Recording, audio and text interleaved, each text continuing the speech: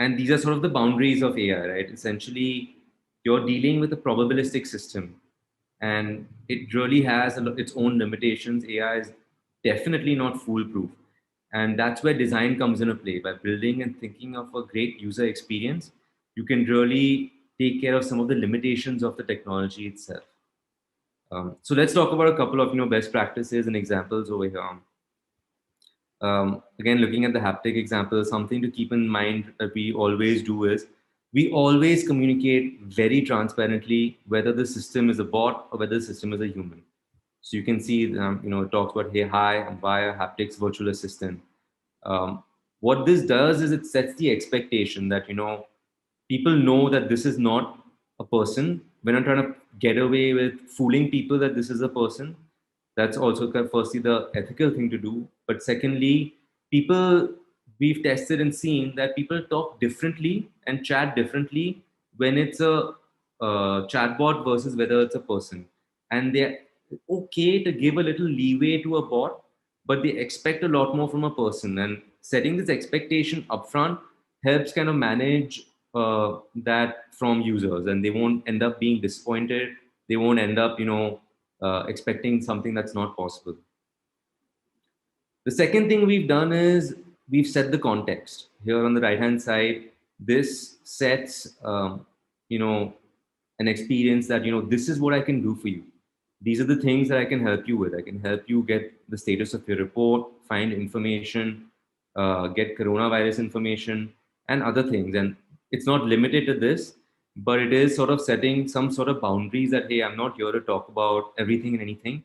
I'm here to help you with a specific set of problems, and these are what they are.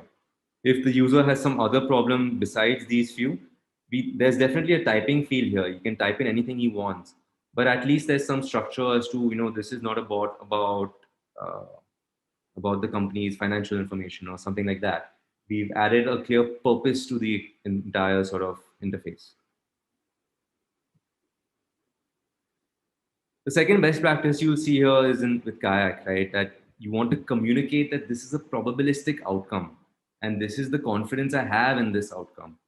So if you can see over here that they've given advice that the price will drop, but there is an 89% confidence, and it's very important to communicate this to users such that they know what they're getting into.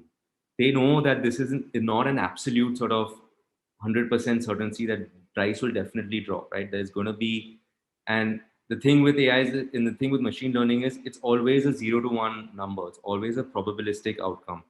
Communicate that to users such that they can, basis this confidence, make decisions on their own, and you're not misleading them into something that's not correct.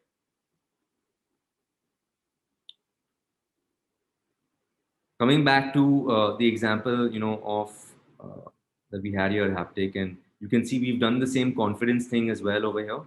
And we've also already taken some calls that anything below 50% confidence, we will not show to users. And we've added that threshold over there. What we've also done is, taken a call that these recommendations that this particular new topic will not automatically get retrained by the system itself. We've added a concept called as human in the loop, where we've made a certain recommendation. Now it's up to the person to come in and look at that system and say that, okay, I want to go ahead and retrain the system. I want to go ahead and add this training data back to the particular existing model, or create a new intent, or what have you. It's very important to make this distinction between what should be completely automated and what is okay if it, because it's very possible that this is the recommendation here could have that 19% chance or so chance to fail, right? So you want to have a person in the loop over here to verify that decision, and you've still made the person's job a lot easier, but you've not fully automated it, and that's sort of an assistive technology, we call it. The second example is an iterative product design. So, like I mentioned, this is some done with an algorithm called as a k-means clustering algorithm. It's fairly simple, but I know we use that and we deployed that first, and we managed to get that out in a shorter period of time. Uh, Once we saw that, we realized that, okay, this is adding a lot of value to customers, and they want to be able to improve on this. And then we want to realize we want to improve the confidence and group things better. That's when we deployed a deep learning technology after that. We had a lot of confidence that it was worth investing an additional 3 months, 6 months to deploy that. And now we'll be releasing a new set of features which will use a deep learning solution and has maybe 5 or 10% better results. So it wouldn't, while the effort to deploy the deep learning solution was double, triple the amount of time, it still gave only 5% more results. So you need to make sure uh, to keep your experiments and keep your releases small. Uh, Release it with the simpler algorithm first, and then look at a big sort of big data sort of deep learning solution. Here's something that an example that you will see in very often, which is you might not have enough data really to make a recommendation or make for your system work. So this is an example of uh, an app that automatically generates playlists for you for when you go for a run. And what the key takeaways here really are to see that this scenario is very much possible where you've initially downloaded the app, you've not saved any songs, you've not found any songs, so it can't really generate the playlist for you. What you don't want to do is create this as an error scenario. This is not an error. You need to kind of design and plan for this, that you haven't added certain preferences for your songs, so I can't make this playlist for you. And this is an error versus this clearly defines what steps the user needs to take next to be able to get that recommendation.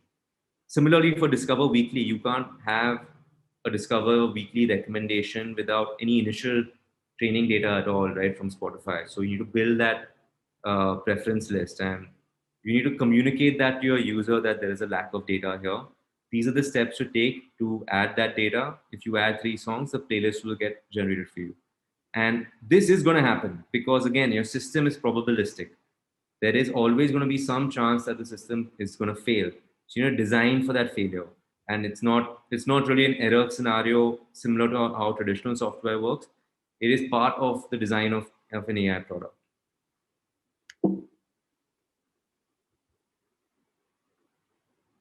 Coming to back to the Spotify example, and we'll talk about a couple of things over here.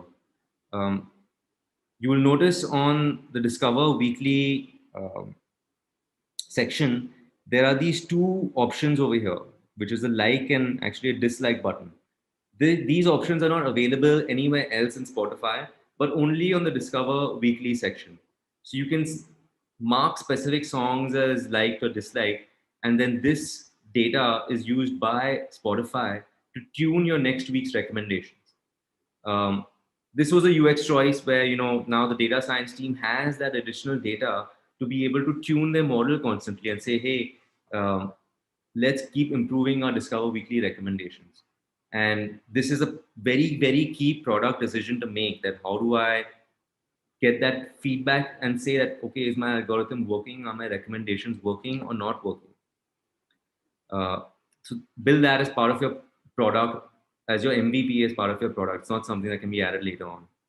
A couple of other key sort of interesting decisions you'll see regarding the Discover Weekly system. One is that its frequency, or sort of how often it comes. So you only get it every Monday. You don't get it every day. You don't get it every hour. You can't request it. Now, there's a couple of different reasons for this. One is it's expensive. The machine learning algorithm to create recommendations, it might take a day, it might take a couple of hours, and when they're doing that for the entire user base that they have, they can't do it every day. It would be too expensive for Spotify. That's one. Secondly, you have to look at the results. Maybe you're getting only 20 sort of good recommendations every week. Now, it wouldn't make sense to kind of create 10 playlists a week if you have only 20 good recommendations. So you want to set that frequency up to weekly. Again, that's a very important product decision that was taken. That's the reason why this works so well. And secondly, the way they sort of reset all your recommendations, right? Your recommendations and the sort of list of songs that are there, they don't accumulate. It always resets. And there's also an option for you to kind of clear your preferences. And that's something you will see in a lot of systems today, where You can go to YouTube and you can clear all your previously viewed your videos. You can go to Google and clear all your previously viewed search terms. What that basically does is now it removes any pre-existing bias that was there in the recommendation system, and you can kind of start fresh. So keep these sort of things in mind so that users have this capability, and keep this sort of product scope, which is, frequency of use, frequency of update, how you're collecting feedback. These are key product decisions that need to be made as part of your AI product. And finally, you have to be very, very aware of all the data privacy laws that are coming into play. And that, again, also has to be baked into your product. You have GDPR laws in EU, and that's extending everywhere. You have your California Privacy Act that's come in for users, especially in California. And then you have the India specific personal data privacy laws as well. These are going to completely change the way you collect data, the way you interact with users. So definitely think about this and keep this in mind as you build your product.